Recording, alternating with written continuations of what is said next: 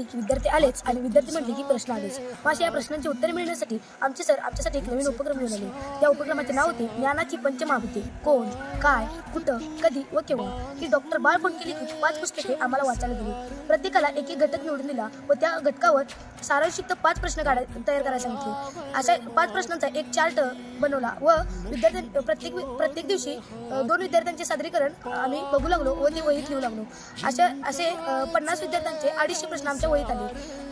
याचा फायदा आम्हाला स्पर्धा परीक्षा व इतर ठिकाणी होईलच. या उपक्रमामुळे आम्हाला काही सवयी लागल्या, जसे की पुस्तक वाचण्याची आवड, पुस्तकाचे वाचन कसे करावे, गटकार्याची भावना, सर्जनशीलता हा मूल्यगुण आमच्यामध्ये रुजला गेला. आणि या उपक्रमाचा फायदा आम्हाला भविष्यात तर आहेच व आताही आहे.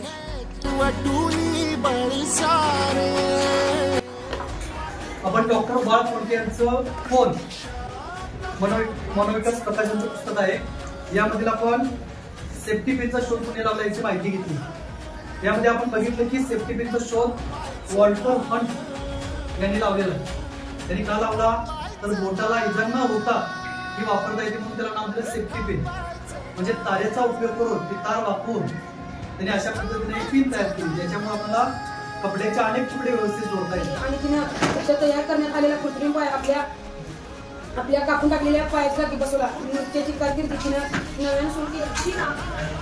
आपल्यासाठी आपण वाचलेल्या किंवा लिहिलेल्या लेटरसाठी आपापले संगणक एकमेकांना बिनतारी पद्धतीने जोडून एक जाळं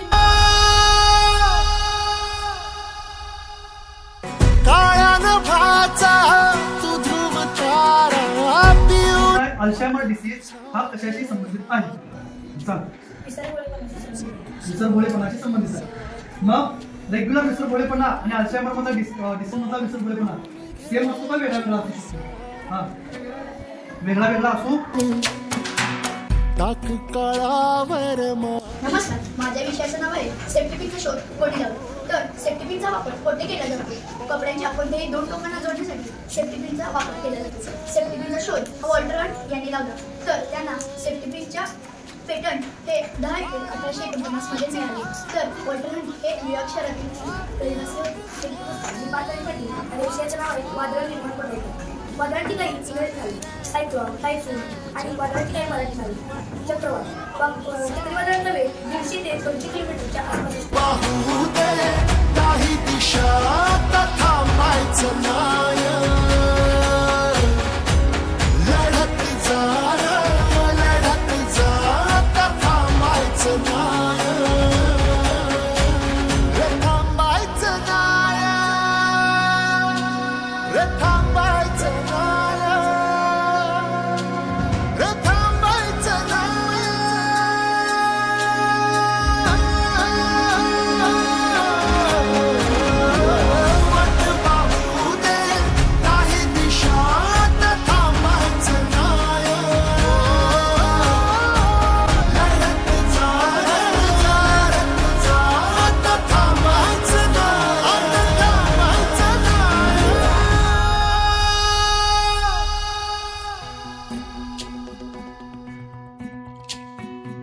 हात तुझा खे हाती तुझ तुझा रे साथी. पायात तू बांधून घे क्षण सारे. टाक काळावर माती नशीब कोरून. माझे नाव श्रेयांश सरोज बाबा. मी आता 8वी मध्ये शिकतो. आम्हाला लहानपणापासून हे कोणी केलं, केव्हा केलं, कधी केलं अशा प्रकारचे प्रश्न पडतात. खरं या प्रश्नांविषयी जादा कोणाला माहिती नसेल.